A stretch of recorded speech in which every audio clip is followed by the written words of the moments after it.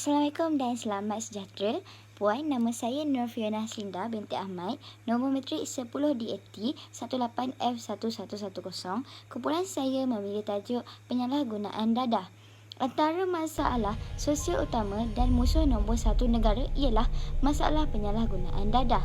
Oleh kerana pengaruh daripada rakan sebaya, perasaan ingin tahu dan keinginan yang kuat untuk mencuba sesuatu yang baru di kalangan remaja sekarang membuat mereka mudah terpengaruh dengan perkara yang tidak baik. Jadi, kumpulan kami akan menceritakan pengenalan dadah, punca, kesan dan langkah-langkah dalam menyelesaikan masalah penyalahgunaan dadah yang semakin berluasa pada masa kini. Apakah maksud penyalahgunaan dadah? Okey, penyalahgunaan dadah bermaksud penggunaan dadah selain dari tujuan perubatan. Saya akan memulakan pengenalan dadah dari segi bahasa dan menurut pandangan Islam. Pertama, dadah ialah bahan yang digunakan untuk merawat penyakit, mengurangkan simptom atau mengubah suai proses kimia di dalam badan untuk tujuan-tujuan yang tertentu. Walau bagaimanapun, bukan semua bahan yang dimakan dianggap sebagai dadah atau drug.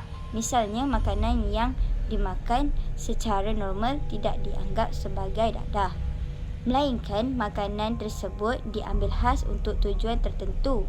Contohnya, kafeina sebagai perangsang jika perlu rujukan doktor. Oleh sebab perkataan drug dipinjam daripada bahasa Inggeris, perkataan ini membawa banyak maksud. Perkataan drug lebih banyak digunakan dalam bidang farmasi dan perubatan, iaitu ubat, manakala perkataan dadah membawa imej yang lebih negatif, iaitu ketagihan.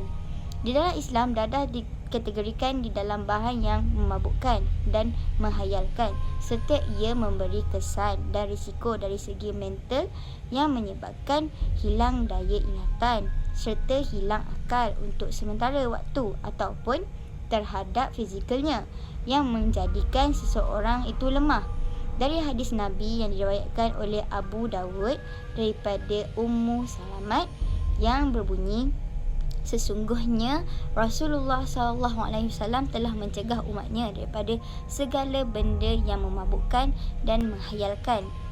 Dari segi hukumnya adalah haram, sama seperti meminum arak. Seterusnya, dadah terbahagi pada beberapa kelas. Kelas yang pertama dikenali sebagai stimulan ataupun perangsang. Dalam peningkatan dalam aktiviti beberapa organ-organ penting, contohnya jantung, mempercepatkan proses sistem saraf pusat, meningkatkan kewaspadaan, mengurangkan selera makan dan tidur. Contoh, amfetamin, kokain, nikotin. Dadah jenis ini selalu diambil oleh pemandu bas untuk mengelakkan mengantuk membawa bas. Kelas yang kedua, depression, mengurangkan tekanan. Ia melambatkan aktiviti-aktiviti sistem saraf pusat, bantuan untuk berehat dan mengurangkan kebimbangan, mengakibatkan kehilangan kawalan dan pertimbangan.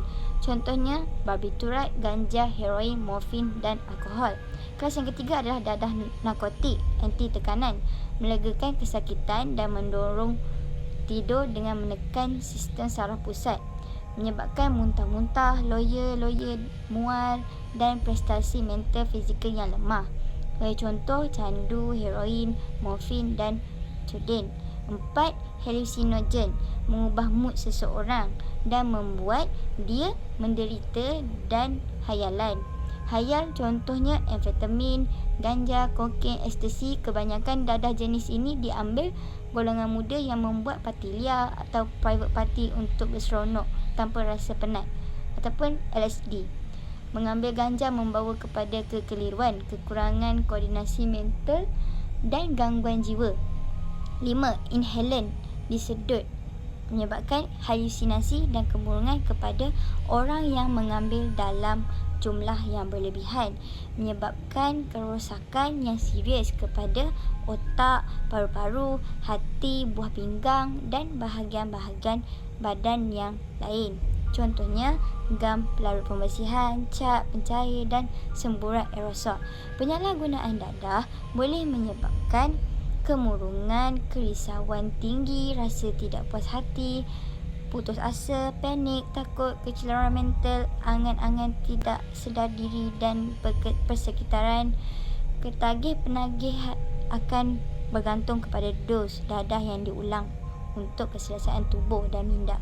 Kesimpulannya, penyalahgunaan dadah merupakan perbuatan yang salah dari segi undang-undang Malaysia dan Islam. Oleh sebab itu, kita sebagai masyarakat yang bertanggungjawab haruslah mencegah daripada melakukan perbuatan ini kerana ia tidak memberikan apa-apa manfaat, malah hanya merosakkan masa depan generasi muda pada masa akan datang.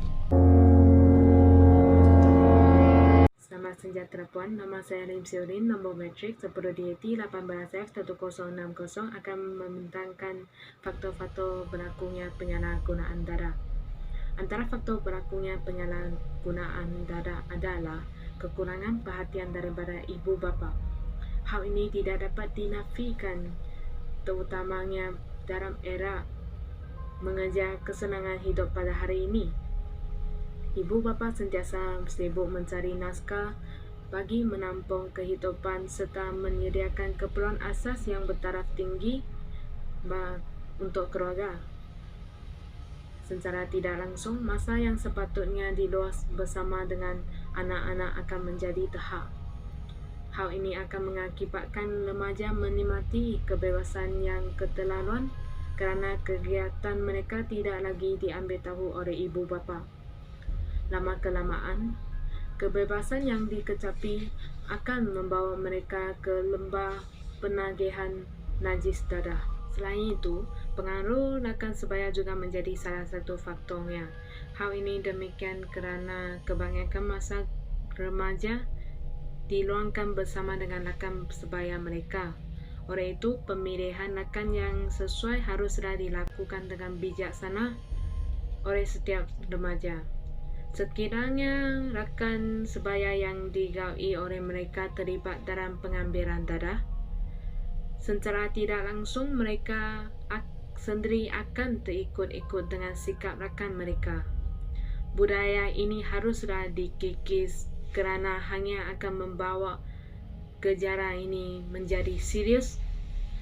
Jadilah para remaja haruslah sentiasa rasional dalam memilih rakan sebaya. Samping itu, kebanyakan remaja yang terlibat dengan dadah adalah disebabkan kurang pendidikan agama. Dalam dunia yang moden ini, remaja sangat terdedah dengan gejala-gejala sosial yang boleh merosakkan akal pemikiran mereka.